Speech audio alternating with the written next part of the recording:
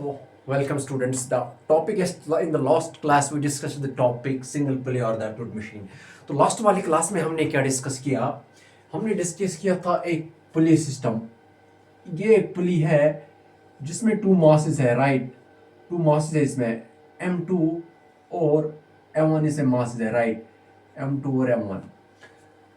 तो इस पुली सिस्टम में हमने देखा था कि M2 is greater than M1, तब जाके ये पुली जो है ये विद एक्सेलरेशन ए से नीचे हो जाएगी और ये वाली एक्सेलरेशन ए से ऊपर जाएगा. ये mass M1 if M2 is greater than M1.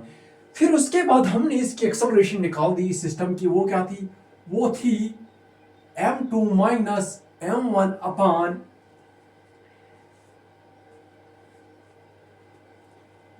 G. M2 plus M1 into G. So this was the acceleration, right?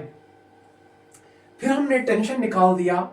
Tension था 2is M1 M2 upon M1 plus M2 into G. So that was the acceleration and the tension for a single pulley system, for a single electrode machine, for a single electrode machine.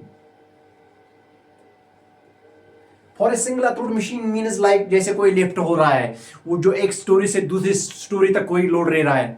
जैसे कि जब कोई slab हम डालते हैं तो वहां पे हम लिफ्ट यूज कर रहे हैं. That's a kind of single pulley, that's a kind of simple Atwood machine, single Atwood machine, जिसमें से नीचे से उसमें वो सीमेंट बजरी डाल के फिर उसको हम दूसरी स्टोरी पे पहुंचा देते हैं. That is because of the single Atwood machine, that is because of the single pulley system.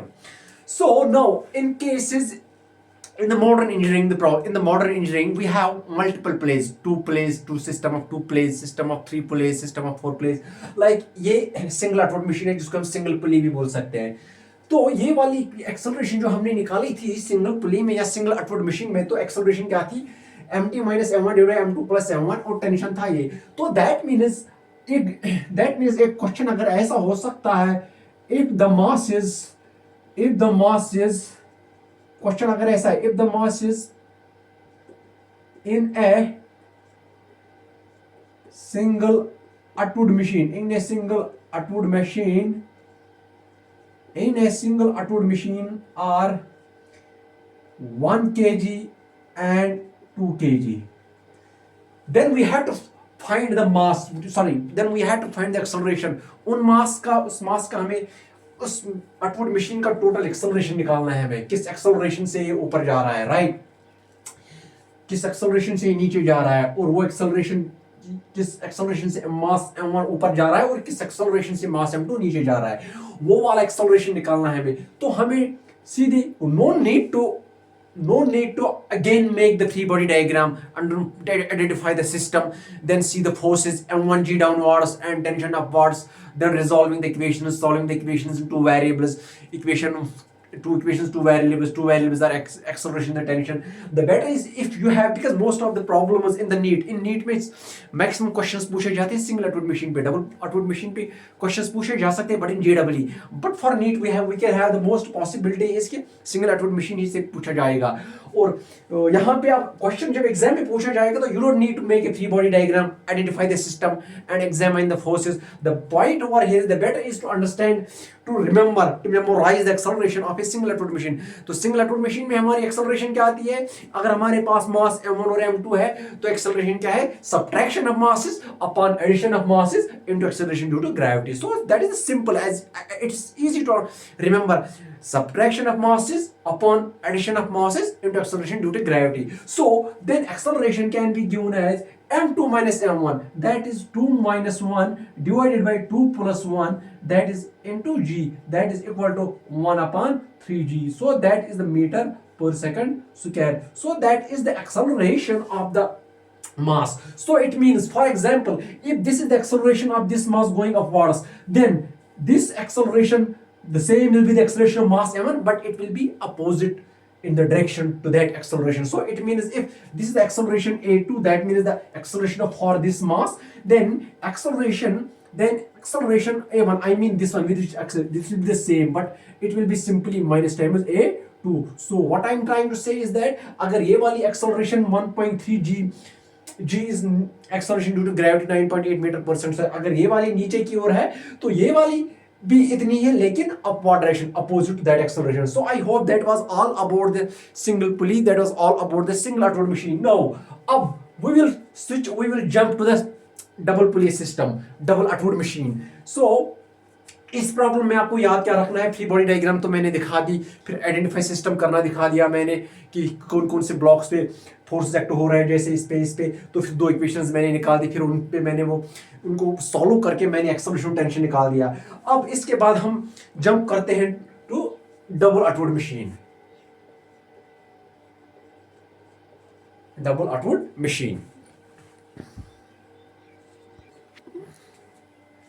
So this is the double outward machine, right? तो इसमें क्या है कि पहले मास m1 है और ये it is hung over the pulley, and on other side we have another pulley, we have another outward machine on here. So this is a double outward machine. If now अगर इस वाली string में ये वाली hung हुई है outward machine, अगर इन दोनों में टेंशन T है, let the tension in the lower pulley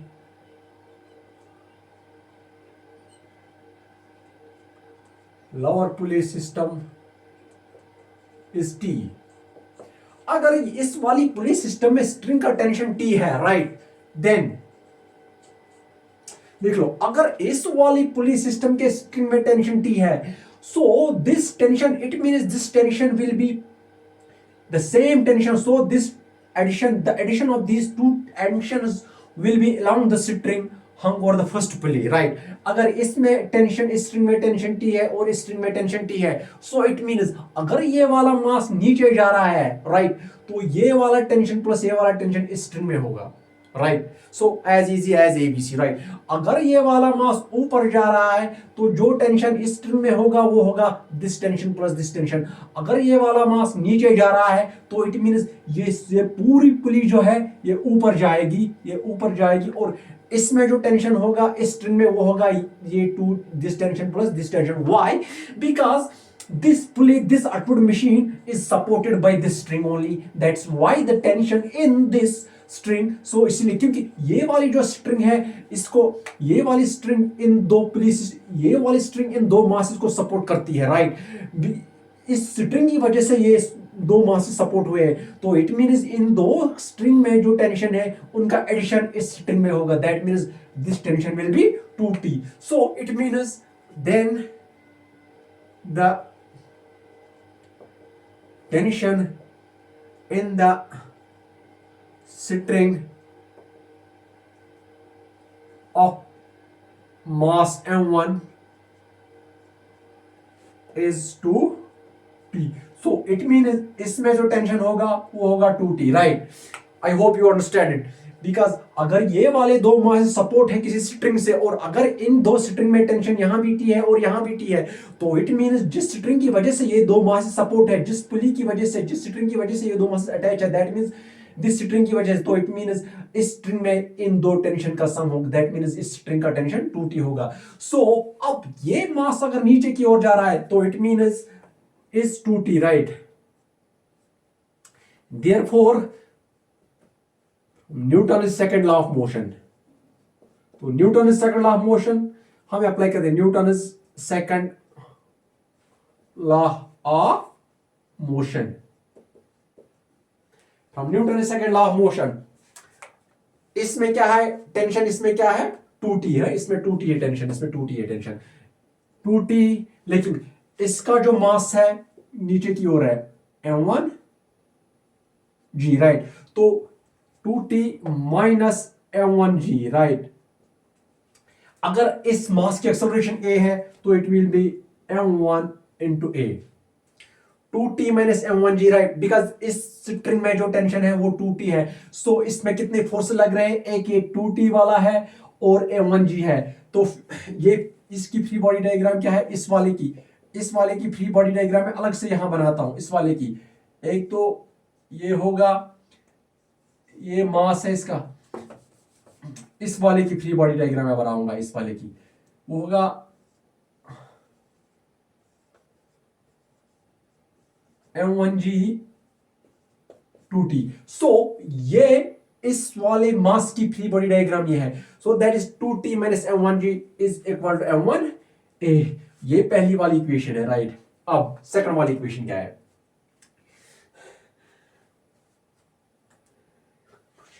सो अब इसमें और दो सिस्टम्स है हमारे, एक free body diagram, second free body diagram, one free body diagram, second third. तो इसमें कितने सिस्टम है? दो, एक दो। तो इस वाले की फ्री बॉडी डायग्राम क्या है? इस वाले की वो होगी, देख लो क्या होगी वो। अगर ये मास m2 है, इसका पहले होगा m2g नीचे वार्ड्स, m2 डाउनवार्ड्स और टेंशन ऊपर होगा। So it means it will be t minus m1g t minus this is m2g, t minus m2g। अगर इसकी एक्सेलरेशन ये है then it will be a। अगर ये वाली एक्सेलरेशन इसकी a1 है तो इसकी m2a2 राइट। सिमिलरली इसकी फ्री बॉडी डायग्राम क्या है? इस वाले की फ्री बॉडी डायग्राम क्या है? टेंशन नीचे ऊपर की ओर और नीचे की ओर होगा m3g। सो थर्ड इक्वेशन क्या होगी यहाँ पे? t minus m3g is equal to m3a3। That is second equation, that is third equation. अब देख लो यहां पे, अब if this is acceleration a1, इसका एक्सेलरेशन फॉर एग्जांपल a2 है और इसका एक्सेलरेशन a3 है। अब अगर ये एक्सेलरेशन a1, अगर ये मास नीचे की ओर जा रहा है तो इट मींस इन मासेस, तो इट मींस अगर ये एक्सेलरेशन नीचे की ओर जा रहा है, अगर ये मास m1 नीचे जा रहा है तो it means m2 and m3 will move upwards but in opposite direction, right. Because ये पुली जो है, पहले ये पुली से हम देखते हैं, ये मास नीचे की तरफ जाएगा, राइट। जब ये नीचे की तरफ जाएगा तो ये होल अटूट मशीन है, ये ऊपर की तरफ जाएगा जब ये नीचे। तो it means by the concept of the relative motion I can write here a1 is equal to a2 plus a3 upon 2, a2 plus a3 upon 2। Negative की मैंने लिख दिया because the acceleration of these two and this will be always opposite, right? Always opposite, because अगर ये ऊपर जाएगा तो ये नीचे जाएगा, that's why this negative sign। Now this is fourth equation, this is third equation, right? So we have four equations, one, second, third. We have four equations and four variables. That is four equations, four variables. T is the one variable, A1 is second variable, A2 is second variable, A3 is second variable, right? So after the solution of these, after solving these equations, what I will get?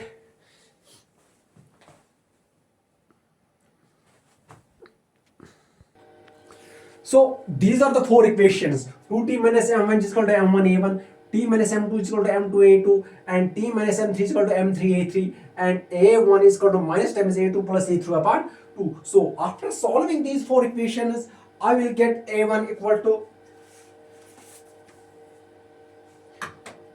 after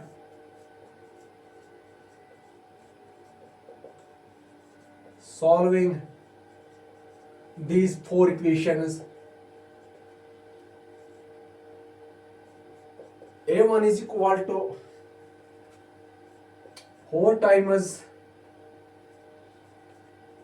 m2 m3 upon m2 plus m3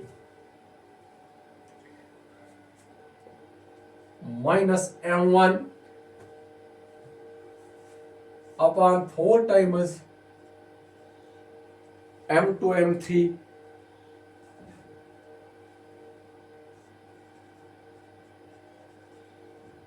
plus m1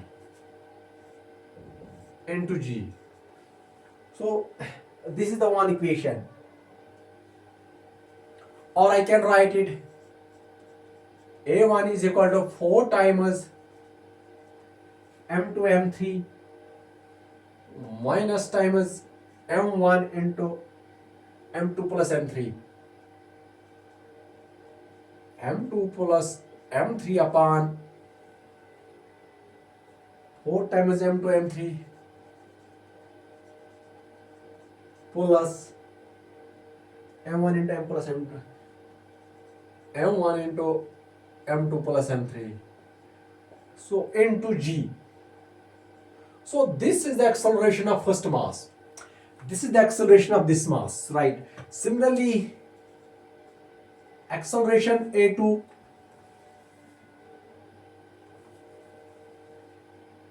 4 times m2 m3,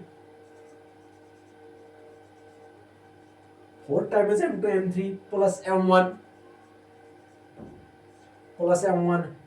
into m2 minus 3m3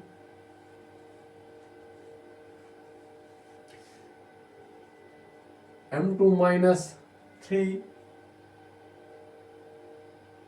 3m3 upon 4 times m2 m3 plus m1 into m2 plus m3. So into, but this will be negative. Why? Because if acceleration a1, अगर इस मास m1 का acceleration नीचे की ओर है, so it means naturally it means m2 और m3 ऊपर की ओर जाएगा. That means the direction of this, इस acceleration की जो direction होगी वो होगी opposite to the direction of this acceleration. That's my negative side. So this is a simple way of understanding the double automatic machine. तो मैंने क्या बता दिया लास्ट वाली में क्लास में, पहले मैंने आपको सिंगल ऑटोमेटिक मशीन पढ़ा दिया, सिंगल पुली सिस्टम पढ़ा दिया. तो उस वाले में हमने क्या किया था कि हमने टेंशन और एक्सेलरेशन निकाल दिया था. एक्सेलरेशन का दोनों दो मासेस का एक्सेलरेशन क्या था, उसमें simply subtraction of masses upon the addition of mass into the gravity. और टेंशन क्या निकाला था हमने वहां पे 2 times m1 m2 into g divided by acceleration divided by addition of the mass. That means if m1 m2 are the two masses, then the tension in the string in the single output machine is twice m1 m2 into g upon m1 plus m2. अब यहाँ पे आज हमने double automatic machine discuss करी. Double automatic machine की है क्या है कि जब एक मास m1 है, वन साइड अटैच है, तो उसके दूसरे साइड में और एक ऑटोमेटिक मशीन अटैच है और एक ऑटोमेटिक मशीन हंग है. तो अगर इस मास का, अगर इस बॉडी का मास m1 है और इस बॉडी का मास m2 है, एक मास m3 है, और अगर हमने लेट अस सपोज, हम सपोज करते हैं कि ये जो ऑटोमेटिक मशीन है इसके स्ट्रिंग में टेंशन T है. अगर इनके स्ट्रिंग में टेंशन T है तो जो स्ट्रिंग इस ऑटोमेटिक मशीन को सपोर्ट कर रही है, तो नेचुरली उस स्ट्रिंग में टेंशन होगा T2, बिकॉज यही वाली स्ट्रिंग इनको सपोर्ट कर रही है. तो it means the tension T will be 2T will be separate along this string. तो अब हम इक्वेशंस लिखने के लिए, Newton second law of motion को अप्लाई करने के लिए, इक्वेशंस को लिखने के लिए हमें पहले फ्री बॉडी डायग्राम दिखानी पड़ेगी. उसके बाद हमें सिस्टम देखना पड़ेगा. तो पहली वाली फ्री बॉडी डायग्राम, पहले मास m1 की फ्री बॉडी डायग्राम देखते हैं. तो मास m1 की फ्री बॉडी डायग्राम क्या है, ये मास m1 की फ्री बॉडी डायग्राम है, राइट. तो this is the free body diagram of this mass. Then we have, तो यहां से पता चलता है, तो इस वाली फ्री बॉडी डायग्राम से हमें पता चलता है कि टू टेंशन अपोजिट है, टू टेंशन वर्टिकली अपार्ट है, और ये जो मास नीचे है, ग्रेविटेशनल पुल नीचे की ओर है, that's equal to mg, that's m1g.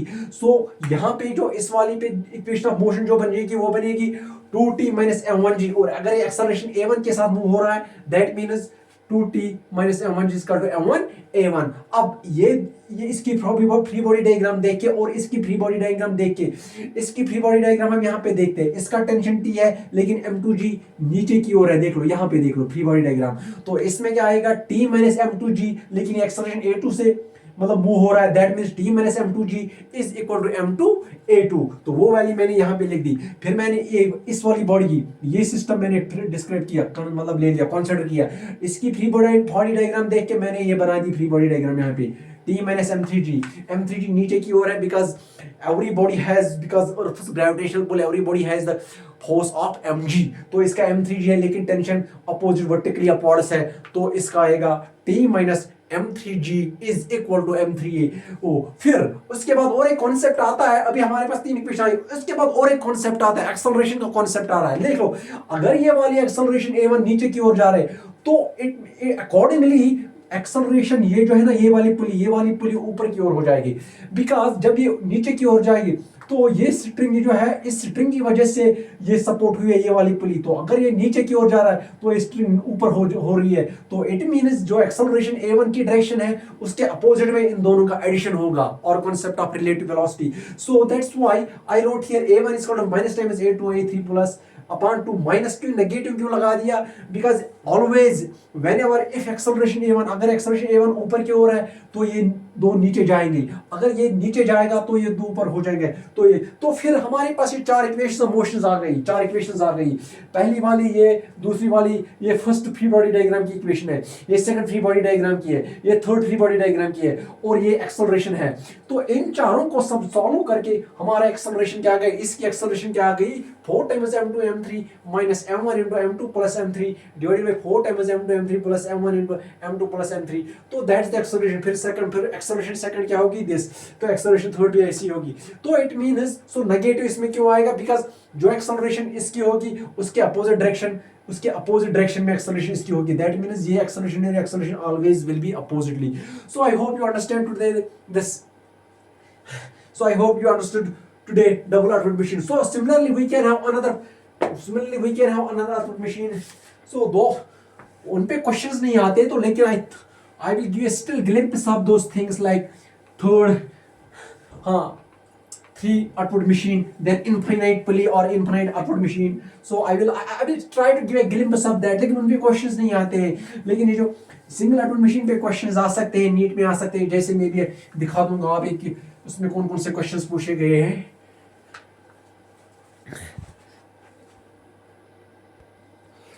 तो ये था मास m1 m2 m3। तो हमने क्या बता दिया डबल आउटपुट मशीन में कि acceleration a1 4 m2 m3 minus m1 m2 plus m3 upon 4 m2 m3 plus m1 m2 plus m3। तो ये एक्सेलरेशन, तो ये इस वाले मास m1 की एक्सेलरेशन है, इसको हम ऐसे भी लिख सकते हैं 4 times m2 m3 4 times m2 m3 upon m2 plus m3 minus m1 upon 4 times m2 m3 upon m2 plus m3 plus m1 into g, right? So this is the acceleration, right?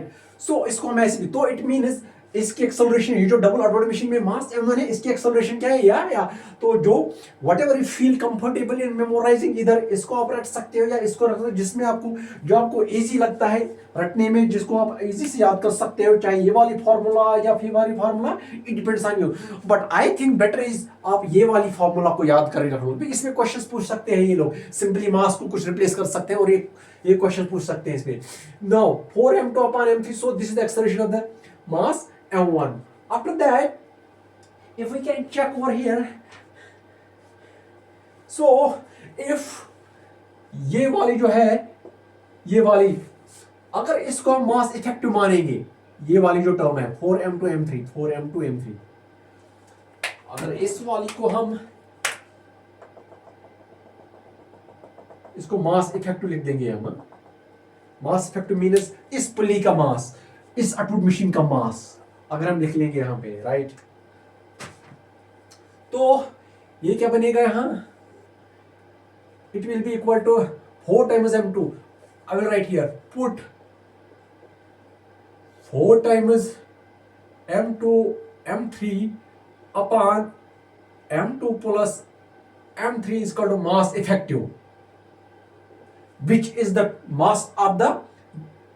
mass of this pulley system which is hung by the tension 2T, right? अगर मैं इस pulley system का mass effective ले लूंगा 4 times, then acceleration will be, इसके बदले में मैं ये लिख दूंगा mass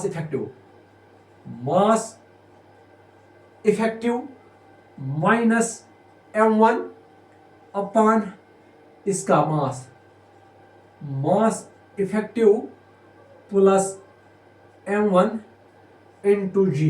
सो ये रही एक्सेलरेशन इस मास की। तो this is the acceleration of the mass 1 of double आउटपुट machine, right, where mass effective is the 4 times m2 m3 upon m2 plus m3। अब अगर हमारे पास एक क्वेश्चन है, अब एक क्वेश्चन हम करते हैं यहाँ पे, राइट, क्वेश्चन क्या है यहाँ पे, क्वेश्चन एक करते हैं हम यहाँ पे, right. Question, if find acceleration, find the acceleration, find the acceleration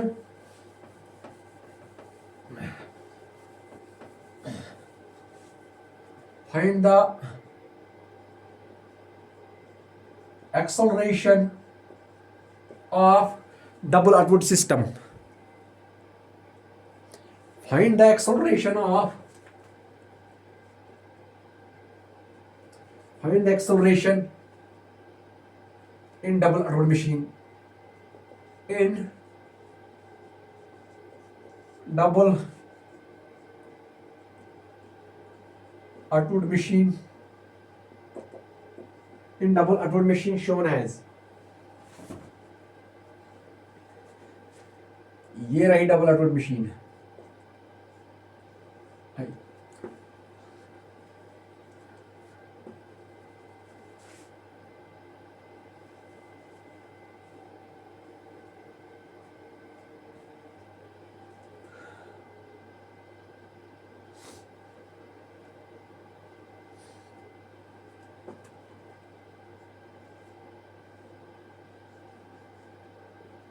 M1